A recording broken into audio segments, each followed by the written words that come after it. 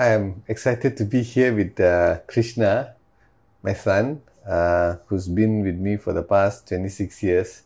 So we're going to have some just conversation to see what transpires and take it from there. So here's Krishna.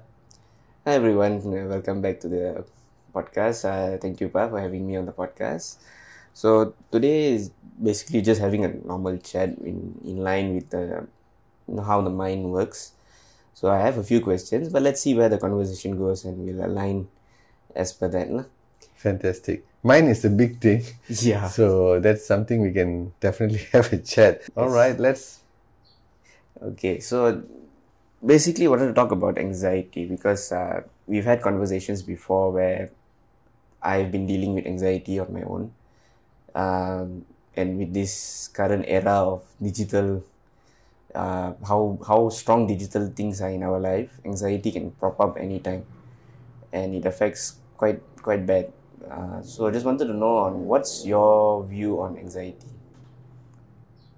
My view on anxiety is that it is a natural occurrence in our body. Um, I also have. I think there's no one here who doesn't have anxiety in whatever spectrum. So wherever the spectrum is what are we talking about? Some can be just anxious, and we can always talk about either it's anxiety or it's excitement. It's basically a narrative we can use to get excited about our life rather than telling I'm nervous. So these are things that normally comes. Then again, as I said, it's a spectrum. Now, I do have my episodes. Some is debilitating, some goes into freezing me on part of getting panic. That's fight or flight. In the middle is frozen, right? So I've experienced that, and there's also other part where it is basically on. It's just excited. There's a fine line that's there. We don't know which is which. So being a human being, there's lack that we go for. We call it lack and attack, because our mind is programmed such a way that it's always looking for danger, not because it is negative. It is just wanting to keep us safe and alive. That's it. So it's always the radar or the reticulated activation system is scanning for all those things. So if there's a peaceful bird chirping this and that, we're calm. We don't even pay attention to the bird. When I ask you, did you hear the bird? You say, what bird, right? So, but when you hear a bomb blast, you're like, immediately you're switched on. So there's a reason for all these things that is happening. So it is like that. It's picking up all this information. So when it's picking up this information, how are we handling this information? That's the most important thing. So I've been experiencing, I'm sure you're experiencing, you're going through your own episodes, and many are going through the episodes. I think understanding it is more important than just ignoring it, and if it's needed, get help. That's the most important thing. Yeah, that's my take. Okay, so yeah, it makes sense because sometimes when anxiety comes, your mind runs. My mind runs. It goes all the way like 20, 30 years into the future, wondering what's going to happen. It's not healthy. It does affect my health, appetite at times. So again, it could be debilitating for some people, and as mentioned, if needed, go seek help. It's very important. So like when we talk about anxiety, the mind runs, correct? It goes to the future and it creates scenarios where what if this happens? Will you be okay? Now, I've tried uh, going in that one before, that path before it. My mind goes, what if this happens? Will you be okay? At times, acknowledging it helps, knowing that okay, there's no danger to it, you are safe. Then when the mind calms down, another one comes up. What if this happens now? The mind will start running because now I don't know what I'm going to do. Because at first I was already comforted that I'm safe. Now this is coming new, I get panic now. How now? So how about that? Like that kind of scenarios. Yeah. That's, well, that is mind. Mind is supposed to do that. The mind's job is just like a sharp scalpel. It's just supposed to cut, dissect, go in. It's just doing its job. Okay? So you can't stop that. It keeps doing it. So once you know that, and there's something interesting you said just now. When I'm anxious, I'm actually looking at the future. Anxiety is about the future, of the unknown. The contrast to it is depression, where you're actually taking the power from the past. You're reliving the past and you're feeling depressed, this and that. Now, both the past and the future doesn't exist. While we're investing our time either in the future or in the past, one amazing place that exists for a very little time, so little that it itself can just pass like that, called the present. The present life is not being lived. So that is the sad part of all of us experiencing this. I'm not telling that I'm always in the present. I also get drifted here and there. A brief moment I get caught, I appreciate, but then it takes me here and there. I think that is the power of the human mind, and it's supposed to be like that. And another interesting you said, which is good, it also affects your appetite, your rest, and it's called the rest and digestive, which is your parasympathetic nervous system. There's one more, sympathetic nervous system. It's no sympathy on the sympathetic. Sympathetic means you're either fight or flight, like what you said. Okay. So it robs you from all this healing and all that. All of us are going through in this polarity. So one of the things is that when you think that you're safe, you are in ground zero again, or everything is okay. Yes, another one pops up, and it's natural. And again, you have to repeat back the same thing to see, hey, it's safe again. So one of the things that I realized on the first stage of what we can do is how we can actually switch on our senses so that we can be in the now. Because now you're overthinking. So let's do this exercise, and then when you're overthinking, you run this exercise. Yesterday I was in training, I did this. So this is something I sometimes do if I remember. Often I get drifted. So I'm just being as authentic as possible, because we are all human beings trying our best in being human, right? So we have how many senses, Krishna? 5. 5. Can you tell what are they? Touch, smell, taste, hearing, sight. Right. So we have these 5, right? Okay, now what we're going to do is that we're going to activate these 5. So I want you to just, whatever thinking, let it think, but now we're going to activate this. So what you're going to do is that you are going to see, and in your mind count 5 things you can see in wherever you are. Okay. Start now? Yeah.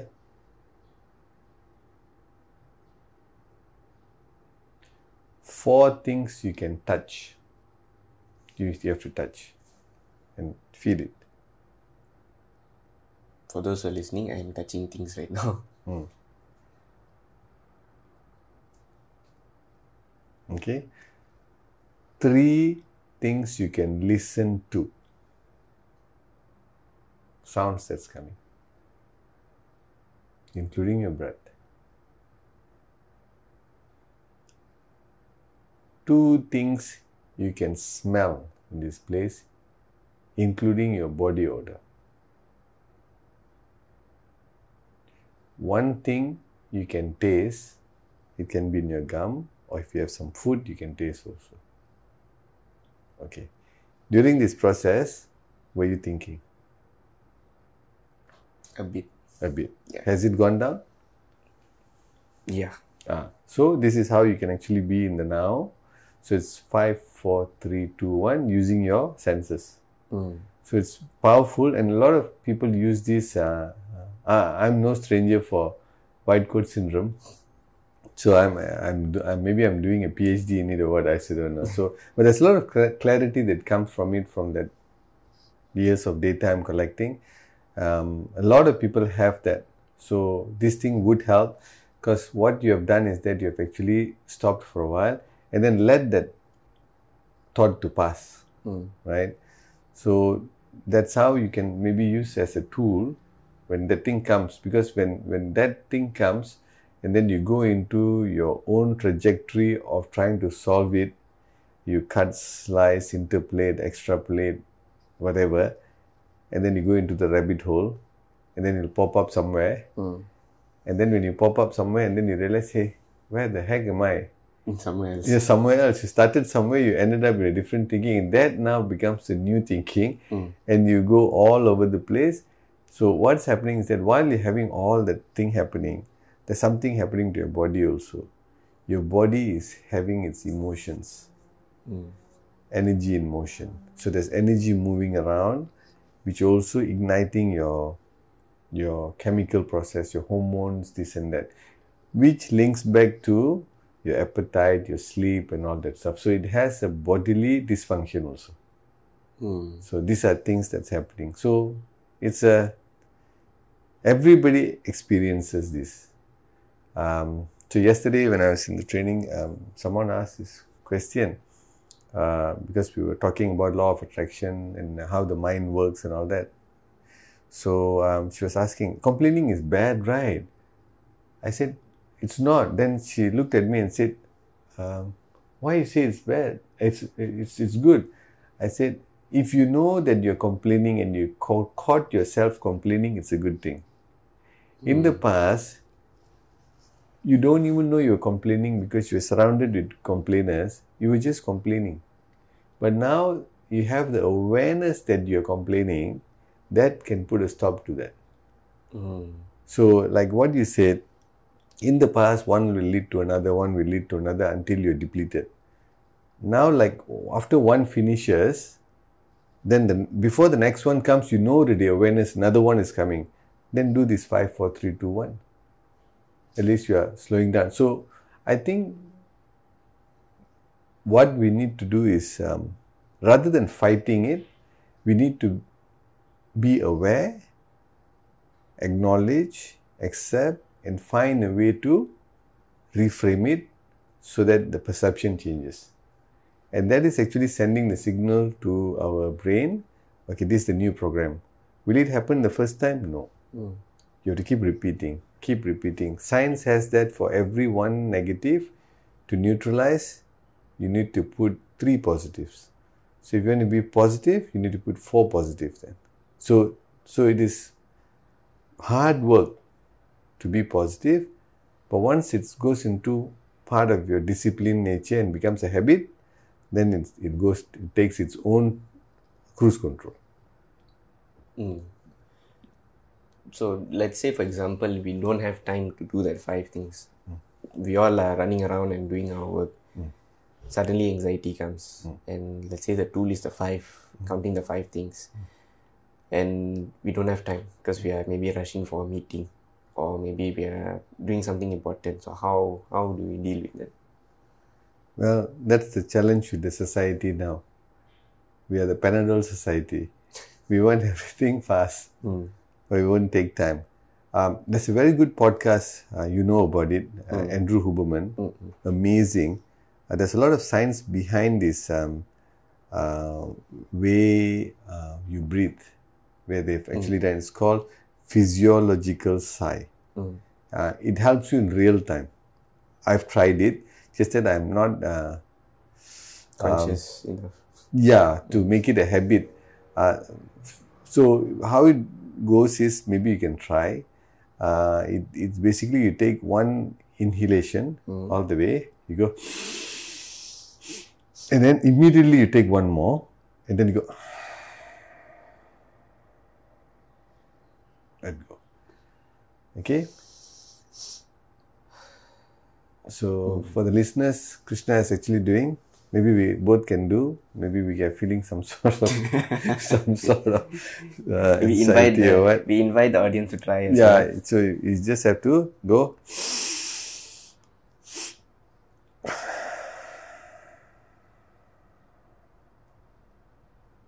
And you can do this any number of times until you feel. Yeah, you feel calm. It's it is, according to Huberman. Maybe when we get that link, we'll put in the podcast, where he talks about this, and So the others credit can goes try. to him, and amazing work he does. He's so anatomical when he talks about it. So it goes very deep. So I invite everyone to just listen. You don't have to know all the jargons that he's using, but there's some practicality. He also talks about in that episode, if you have hiccup, what you need to do. Because I suffered one time severe hiccup, about it. For I think 2 days again. Yeah, one whole day I was having hiccup, and it was disastrous. So, but I didn't know about that breathing method. Obviously, a jab and some medicine helped, but it's not something I wish for anyone. But anyone who has had hiccup, they'll know lah. The diaphragm went the other way, I guess. Kicking back. So these are some things we can do lah, real time. Then there comes of other things, like example, nothing happened. That in the sense that you're doing something. Example, take work for example. You're dealing with highly confidential documents. And now when you're in a laptop, if you wrongly copy paste somewhere, it's gone. So the thing is, it comes to other habits as well, not only work, in your daily life also, whatever bad habits you may be doing or recovering from. That maybe you have not done it, but your mind is telling that you almost did that. So what happens next? So it comes like that as well. Yeah. And it cripples you Terribly. Yeah, and then it takes you on another journey, another rabbit hole you'll go Which inside. I've experienced, which is much more difficult to come out than the regular anxiety, because it can go over for a few days. Yeah. Few days. I've experienced it for a few days. It's continuous. Even when I sleep also, that thing is running. So the question is, why is it still running after a few days, right? Because you haven't stopped the file. Yes. So just imagine you have your laptop, windows are open. There is a button there to close the window, but you didn't close the window. Yeah. So you think when you close your Mac, so everything is fine. But the background, something is still running, and it's depleting the battery. And then you wake up after the next day and say, why is not enough charge? I off everything. No, there is some program running, right? So you haven't closed it. It happens. So during the coaching sessions, there's something exciting we speak about. It's called fear setting, right? So when you don't know whether you did it or not. Okay, now you really don't know. Now you're not in that place to check whether you did it or not. You are somewhere else where you don't even have the resources to check, but the file is open and you're still trying to figure out the window in your head. And knowing our memory, it's not. Yes, it won't. Not perfect. Yeah, your close button will start shifting everywhere, and then you don't know where the heck you are later, right? So that's the problem. So now, rather than beating yourself into it, okay, it's a fear. The fear is crippling me. Now, so what we do is that this is something Tim Ferriss spoke about in fear setting. So the credit goes to him. We use this to talk to our clients. So wherever credit we have to tell, because these are small little gurus came and gave us information. So what he said is that you take a piece of paper, you have your things in your head. It's in your head and it's messed up. Can you order your mind? You can't order your mind. It's here for a while, and then, so yesterday when I was talking to this team, I said, your mind is like in Thor, there's Loki. It's like that, it's there for a while, and then something else, then something else will appear. So it's magical, and it's amazing, right? So what you do is that, so rather than getting caught in that Loki world, take that immediately, write down a piece of paper, okay, what is my fear? So 3 columns. First column, you put your fear. So example, what you did, right? I don't know whether I sent this file, did I log or did I send to whatever, right? And then the fear is, oh my secrets will be known by other people or whatever, my Company codes secrets or or company secrets, Yeah. because maybe I forget to close that window, whatever. Mm. Now, okay, that's a genuine fear. And this is what that runs around. This is your Loki. Mm. Runs around, it has different faces popping up in smoke screen and all Yeah. that. But then again, then you go to the next column. Okay, let's say I've done it, right? Worst case scenario, how can I prevent it now? Mm. So in your case, how can you prevent it? Whatever the scenario is, let's just play along with this. Then let's say, for example, a file that's not supposed to be sent out was sent out. Yeah. The best thing I can do, if it has, let's say, credentials that I can change, I go and change the credential. Is that the prevention you're talking about? Yes. Okay, now, okay, tell me your fear. The confidential Confidential is sent out. information. Or for audience, they need to know what you do also. You're not only a performance coach, Yeah, I'm a IT developer it's as well. IT. He's known as the IT surgeon. Right? I dissect the So codes. dissect. So now you know it might go. Mm. So your prevention is? Prevention is basically to be more mindful when I'm moving the files or whatever I'm doing. There I have to be more mindful. Okay. But that is still, there's no structure to it. So prevention means, so okay, this file might have gone out. So how do you prevent it? What is your next system? Prevent it from going out. Prevent it from happening.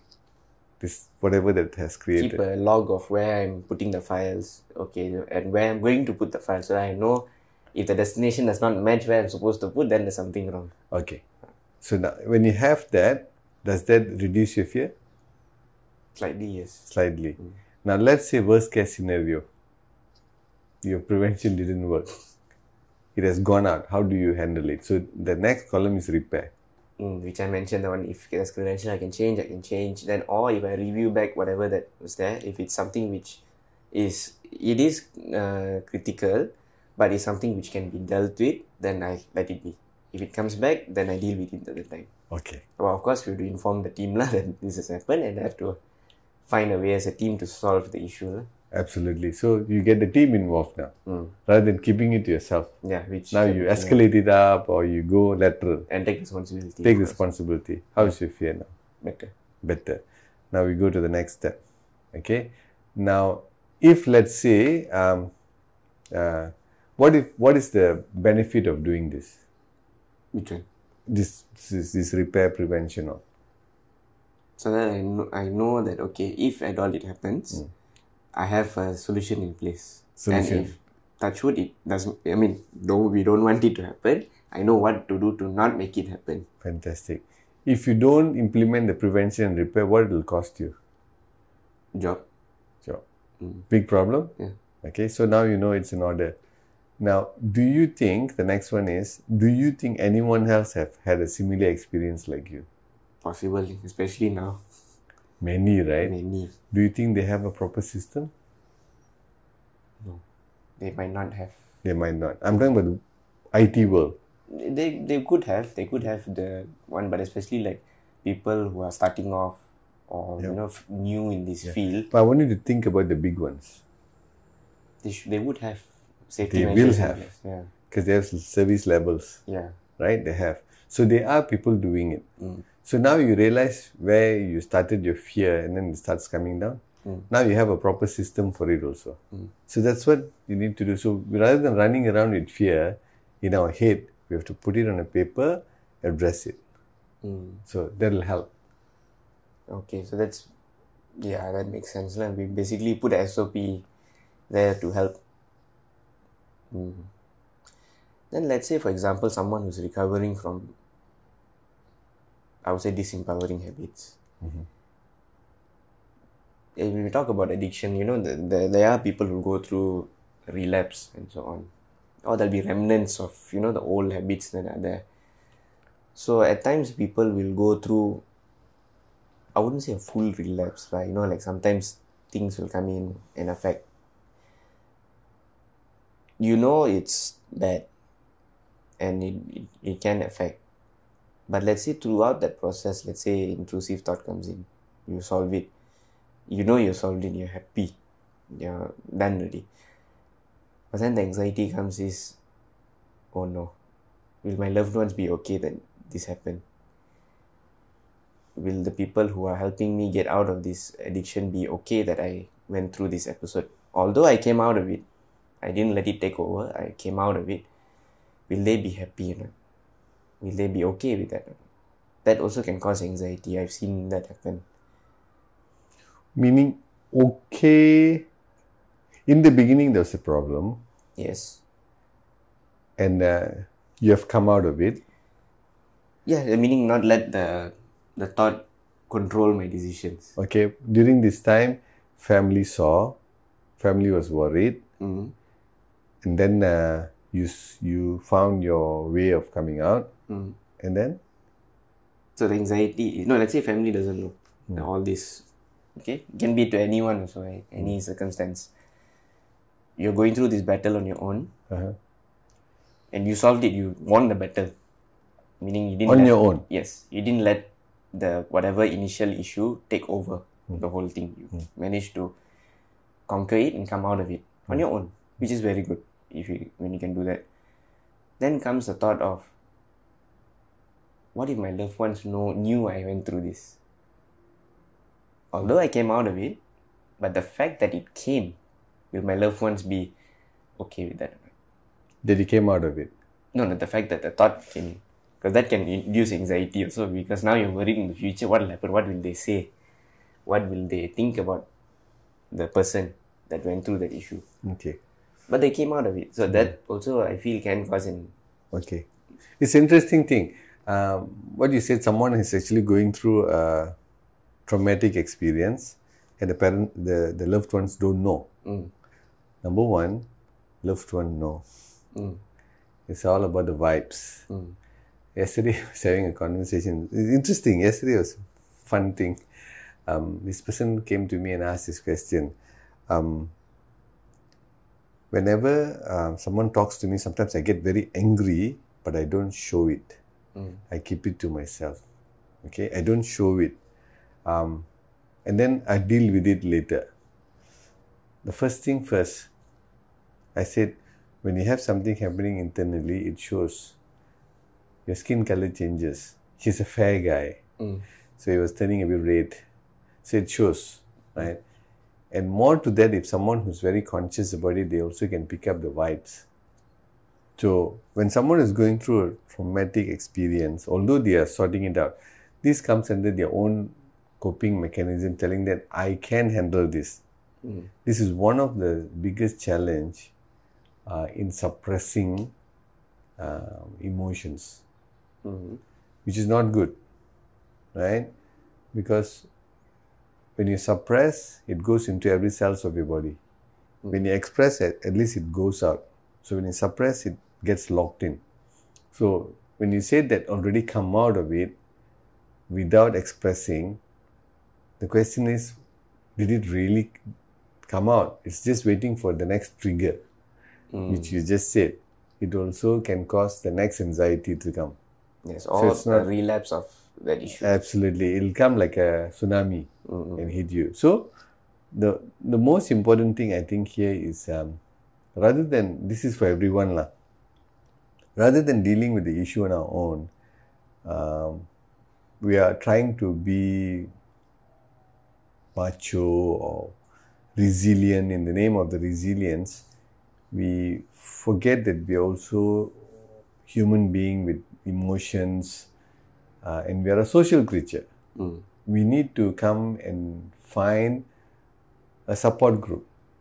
And in that support group, it's where I think one of the things that we have had our things that's happening, right?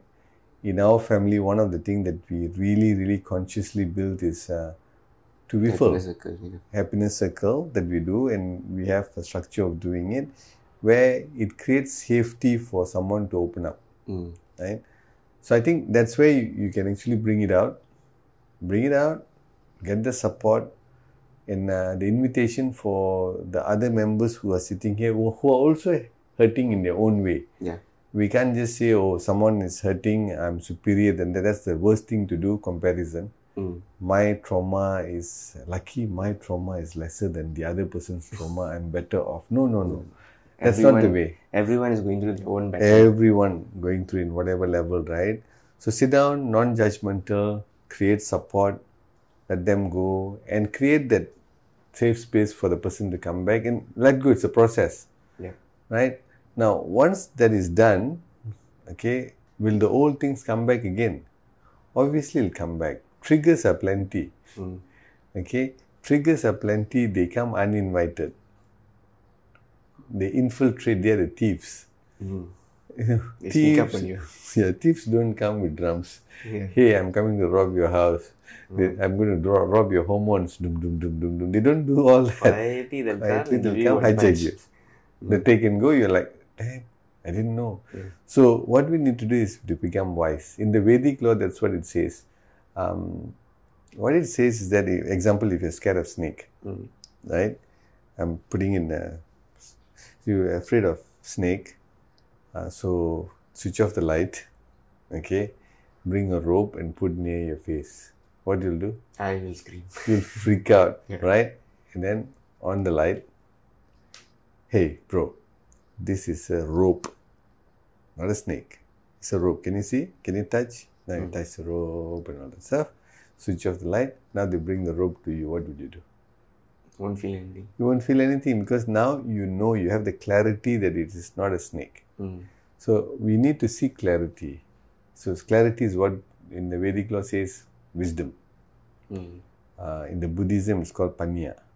So we need to be wiser. So don't stop learning. So all the inadequacy in your life, in my life, is an invitation for us to learn more rather than succumb to normality. Because we're all different. Your trauma is different compared to my trauma. I have my journey. I like what Dalai Lama said. If someone is taking a different route, doesn't mean he's lost. He will come. But we don't know his condition. He might be bruised up here and there because he fought with a tiger and came, I don't know. But still he reached the same. But he reached. So all this could be because of the karmic imprint. Right? The path that they're taking. But they'll come lah. All rivers flow to the ocean. Yeah. Right? So the infiltration, you need to be careful. Like, we had this conversation about this guy who wanted to give up drinking. Yeah. Right? So what he did, he has collection of all the liquor bottle in his bar. So he said, okay, I'm going to quit drinking.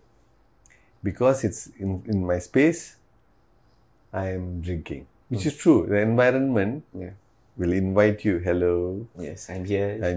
Look at me. Come to me and taste me, that kind of thing. So what he did, he said, okay, I have a cellar down there. I'm going to put all these things and I'm going to lock it. I'm going to lock it and the key is with me. If the key is with me, what I'll do? I'll float to that place, unlock, and I'll still drink. Yeah. So what I did, I gave it to my confidant, my butler. This fella, I told, whatever the case, don't give me the key. Okay? Gave it to him, and butler, he's getting salary. He was keeping to his promise, his commitment. They didn't give the key. So weeks passed, months passed, years, he didn't drink because slowly it faded away, the reactive thing. So then one day he grew confidence, but he said, 3 years I have not been drinking. I'm in control now. What the heck?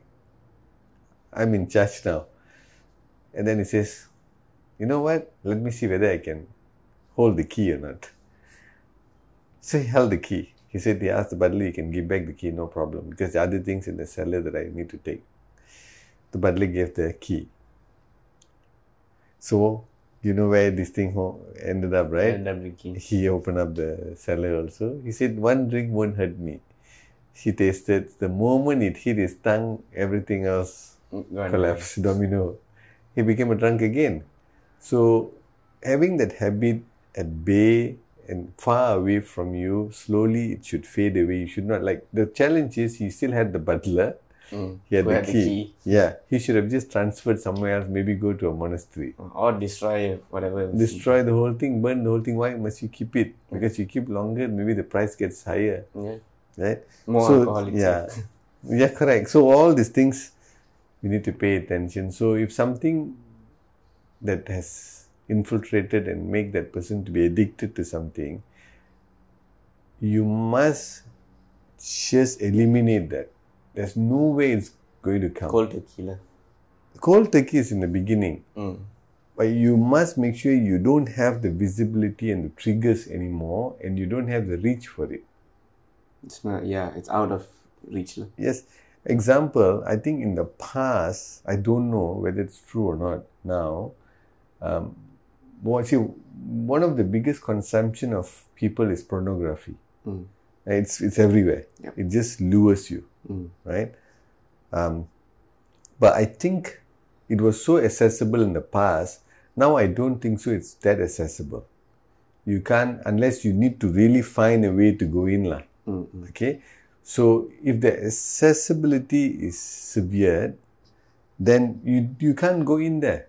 There is no connection for people. No connection.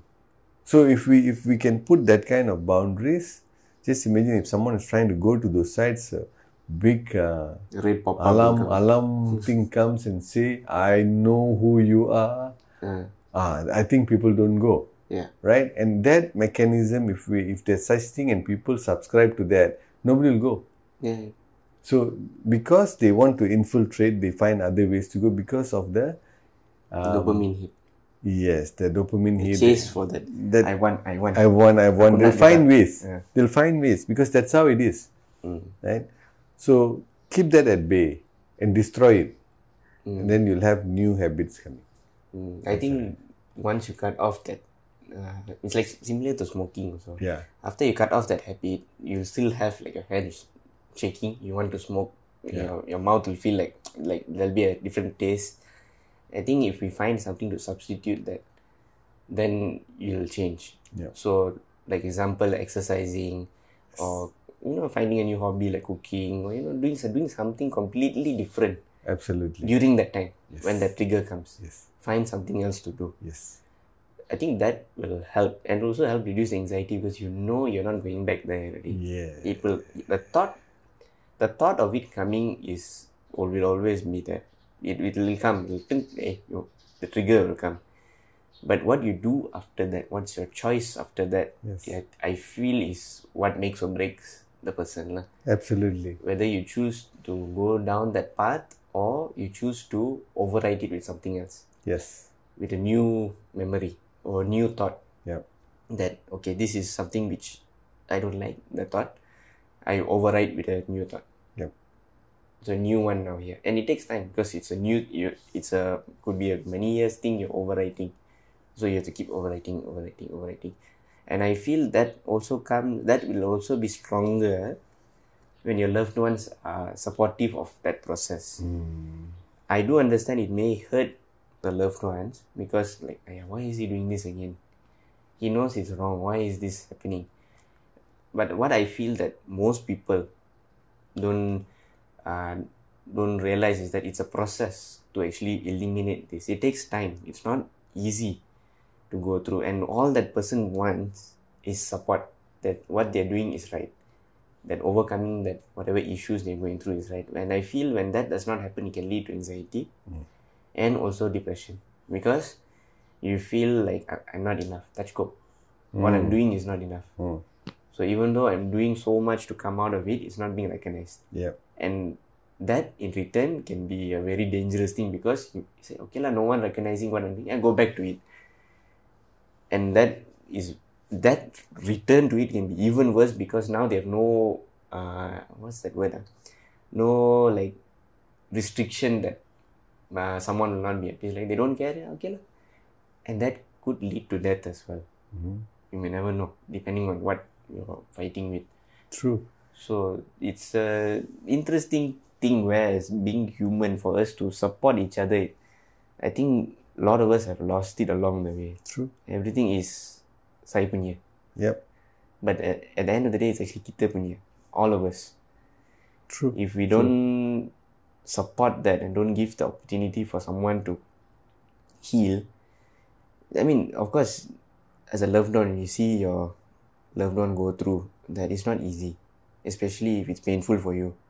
It's not easy to see them go through that and you'll be wondering, why are they going through this again? They know it's wrong. Why are they doing this again? It's not easy. But if you can give the loved one the support, saying, I understand, it is difficult, it is hurting your loved ones, what can we do to help? I feel that could help. I mean, I don't know, like, that's what I see. True. If we can help someone be in a safe space where they know they are safe, whatever they're going through. I mean, end of the day, that's anxiety. True. Because you need to feel safe. True. That whatever is happening at the moment, the current moment, will not affect you in the future. Very true what you said. I was just reading this book. I'm still in the preliminary stage. The Myth of Normal by Gabo Mate. It's good that you're bringing this up. It's something he said there's big T and small t. The big T is basically the post-traumatic things, war, abuse, rape, which is very dominant kind of thing. The small t, the subtle one you just spoke, it's about the acceptance of the person, getting what you're supposed to get, but you're not getting. So all the small little things actually snowballs. And that itself is as severe as the big T also. Okay, so these are things which is actually happening to us, and there's this expectation. In many families, including ours, when I was going through my own medical challenge that I was going through is to find out more about myself. My realization a year, 2 years ago was actually nobody cares. That is something, it really hit me hard in a good way. Because last time I used to feel like poor little old me, nobody cares. I put the blame on them. This time I took responsibility. Nobody cares in a way that what I say to myself is that seriously, they all have their own issues. They all have their own challenges to take care. They all have. Yeah. So mine might be the most important challenge for myself, and I'm imposing that on them for them to throw away all their challenges and take my challenges. So when I don't get a response telling that, oh really, you are not this, you are going through this, oh fine, which you don't get it for a prolonged period of time. The only feeling that will be felt is you. Yep. In this case, I was feeling. The moment I had the realization, everything became very clear. I said, okay, if it's me, then I have to do the homework. I have to find the solution. I have to go and get help. It's all about I have to do it. Yeah. Right? So similarly, anyone who's going to do that, we need to make sure the plum disease needs to be taken care. Poor little old me.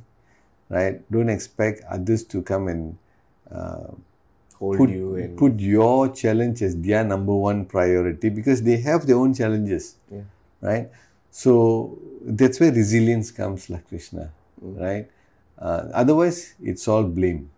Right? You never do this for exactly. me. You never listen to me. You never listen. Why you're looking at me like that? Right? I'm doing everything right. Why are you not talking to me? But they have their own issues. I think that's where the safety of the environment is very important. Okay, there's some issues. The way you're looking at me, come, let's have a conversation. So we have this happiness circle running and all that. Let's find a peaceful time and have a conversation about it and express yourself. And next thing you find out is they have issues that they are going through. They have their own demons. And through that, you're actually letting go. There's a channel to let go. So we need to first understand ourselves. Well, you have Ronnie, who's the most dependent fellow in this house. Yeah. Okay. For those who don't know, Ronnie is my dog. Krishna's son, he calls it. Okay. He's a dog, wonderful dog. You ask him to sit, he doesn't sit. Only when there's food. When there's food, he sits and he shivers. Right? So when someone who's so dependent on you, when you ask to sit, they're not sitting down. And you expect other human being to listen to you, it's not going to happen. Yeah. right? They're not, number one, they're not dependent on you. And the funny part is that the only person that we can control is Ourselves. and that also we cannot do. Because we're not listening to ourselves. Yeah. Right? We're expecting other people to tell us what to do. Exactly. So first we need to honor ourselves. That's why I like Michael Lugier. Self-care is key. So we need to practice self-care, which is self-love. That will build a resilience. Once that thing is working, we'll become a stronger version of ourselves and we'll be able to lend our hand out because we're strong. That's when compassion starts. Right? Yeah. So, yeah. Yeah, I mean, not everyone will be patient over a long time. If they are, they are saint ready to be patient for a long time. But we are human. We have our limits. But I feel that if we can provide a space that for someone to come and talk about the anxiety or depression, to come and tell, I'm going through this, I'm having this. Even a small thing, like someone just taps you on the shoulder and say, hey, everything's okay, don't worry. That itself, I think, can help. I mean, again, depends on how severe is your anxiety. But the small things of, having someone around and just them helping you to distract yourself from that thought. Healthy distractions. Yeah. That I feel can help. So if, let's say, you on your own, you can't distract yourself, you need someone to help. Having that itself, I feel, will help a lot of people when it comes to anxiety. True. Because anxiety, as we mentioned, it can go out of control very fast. The split second, it can go out of control. Yeah. And a lot of times it can be very crippling, such that you can't move. You're just frozen. You're scared to move. True. And I feel for someone who has already passed the teen age and now approaching 30, I feel that if we know what we're doing and we know the repercussions of what we're doing, I feel we can make better decisions. That in return will reduce the anxiety, because you know that, okay, I didn't do that, so I don't have to worry. I think from that line of the movie, Appa, on Samudrakani, he'll tell his son, like, if you feel if you do something and you can't tell your parents or tell me, don't do it. Something like that. I think that's something which my own Appa shared with me. Yeah. I think 6-7 years ago. It's a very monumental dialogue in our life. Which I feel a lot of people regard, not necessarily parent must tell to the kid, even friend to friend, sibling to sibling, boss to subordinate, the other way around. Absolutely. If you do something which you can't tell them, don't do. True. Don't do it in the first place. Yeah. But again, I feel like a lot of people, they lack that speed of decision. I would say they have too much speed in making decision. Like there was a song I heard the day, Faisal Tahir, Santai. So one of the line is he will tell, if I'm correct lah, buat apa sayangku pergi laju-laju pergi mana. And in that story of if you hear the song, you might think it's a love song. He's singing to his girlfriend and all that. But actually, when you watch the music video, he's actually singing to his daughter. So spoiler lah, if you haven't watched yet, he's actually singing to his daughter, who will fall in love with someone very fast and end up getting heartbroken. So in that song, he's basically telling, why are you making the decision so fast? Be with me, be with someone who's taking it slow, be with a parent or someone who's a loved one who's able to take care of you and help you make the decision. Because as a young person, you tend to fly and make your decisions and end up regretting. So if you get the chance, you can go listen to Faisal Tahir, Santai. I think few months ago, I don't know when he released, I found it that day. Nice. So it's an interesting thing. I think that also helps with anxiety. This is something which I learned over time. And it's not easy, especially when you're a teenage in high school. I want to do this, I want to do that, I'm invincible. I think we had this conversation, a few months back. Now that I'm 26, I look back at the things and I'm like, why lah? I go and do all that. Why?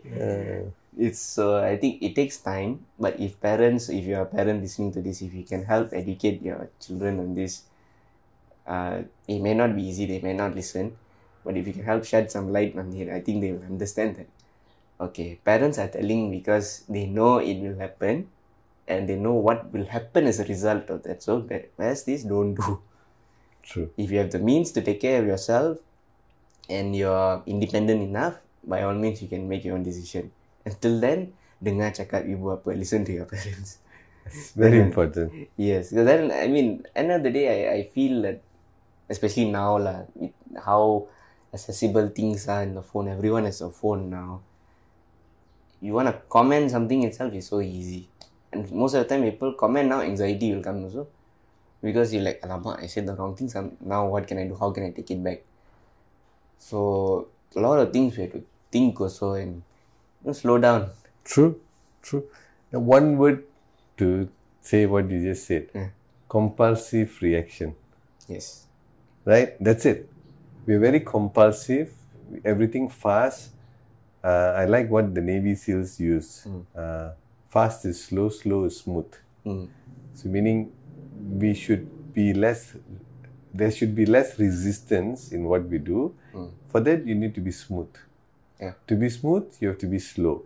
Slow is Fast. Conscious response, which has less error. So like in engineering, we have this thing called do it right the first time. For that to take place, do it right for the first time, there's big hours being spent in training the person well, like what we do in training within industry. You know about it, right?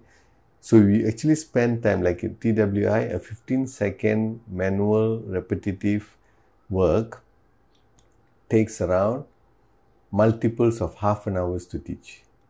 So it can be hours to teach a 15 seconds job. Why? Because you want it to be a muscle memory of the good choice. Subconsciously you're building. So similarly, when we are in this world where everything we want it fast, we started off by telling it's the Panadol society. Everything quick fix. So when we're doing a quick fix, we are not actually addressing the issues and we make mistakes. Exactly like what we spoke about fear setting also. I don't know whether I said or not because not conscious. Anyone who does anything conscious, they look to be slow, but they don't have to come back and do a rework again. That saves time. That pushes them forward to the next, and then it snowballs to go on a big way and win. So I think that is something all of us are able to do. All of us are culpable of doing the other side of things not supposed to do. We do fast. Why not we just pause for a while, breathe, like what you said with the social media and all that. I think there are more people regretting hitting the send button, right? Like one of the training that I recently did, I shared with you just now, the senior manager just said, I've been sitting here for half an hour. You have the whole 8 hours to sit there, just half an hour. Straight away he told what?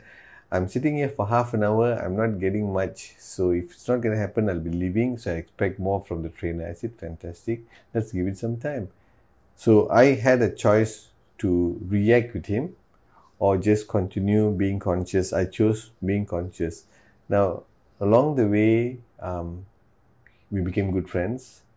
At the end, he, openly he apologized, and it takes a big man to say that because he's a big man, to apologize on his earlier response or reaction, which I understood because in the program on emotional intelligence, that's what we spoke about. Be slow and be conscious about things. So when we are not conscious, when we are compulsive, when we are doing it, you feel it's right at that moment. That euphoric feeling, whoo, and then truth sets in. Reality comes. Reality hits you big time and say, oh my God, I shouldn't have done that. Yeah. So I think this is the message for all the keyboard warriors lah. But some of them are heartless keyboard warriors. I feel those kind of netizens, we can't do anything. I mean, we wish them well. And especially the scammers and all that, the groomers and all that, the catfishers. I mean, I hope they're listening lah. Okay, and I think Please come out of it. Don't go down don't, that because end of the day there are karmic imprint if they don't believe in it. So be it lah, right? But there are victims. People are experiencing all these things you said, anxiety and all that, number of calls you get, number of emails trying to subdue you to give your money or whatever. information. And I think also for the elderly population, they are easily to be very easily scammed. scammed, because one of the thing is I was listening to one of in CNA, there's a report. The elderly population, because they want companion, money is not a factor. So once because of the companion is exciting, they give away the money. After a while, when there's no companion suddenly goes missing, money becomes bigger again. And that's when they go and lodge a report, or they most times they can't do anything. Can't do, because it's a willing transaction. So I think we just need to slow down before we engage lah. And we'll have a good life if we do that. It's easier said than to be done. For you and me also. It's a process we have to commit to, especially in this world of speed. Everything is fast. So take time, do it proper, do it well. That's the only thing we can do lah. I think that will help a lot with people going through anxiety. Again, as mentioned, if it's critical, please seek professional help. That is something we highly urge for everyone. If you really need it, fine, get help. It's very, very important, because again, it's your life at play here. When it comes to professional help, I think we'll do another podcast on that. Because how do we term as a professional help, right? What is the motive of the other person sitting there? That is another thing, right? I believe if we go like the channel that is authorized lah, example the Kementerian Kesihatan, the government one, I feel that would be safe, because they already created these channels for the people. It's just that not many people are actually going there to talk about things, because I feel it's a stigma for some people to not talk about their emotions. So that's why we urge people, again, depending who you're talking to, what is their motive behind. Because again, whatever information is given, you have to take it and you have to process it on your own and make your decision. Absolutely that's right. very important, because again, it's your life. Anyone can give you their 2 cents, but it's you who has to make the decision on what you want to do. Absolutely. True. I think we had a good chat today. Right? We took some dive. Let's see in future what else pops up. We'll have these conversations and see where it goes. And those who like the podcast, they can always, share it with others, and who knows, this might help someone. And just share it, leave a review. If you see the review column there, leave a review. Love to hear your thoughts on what we spoke about, or anything else that you want us to have a chat about and want to know more. You can leave a comment. And thank you for listening today. Thank you, Krishna. Had a good time. Yes. Bye, Take care, everyone.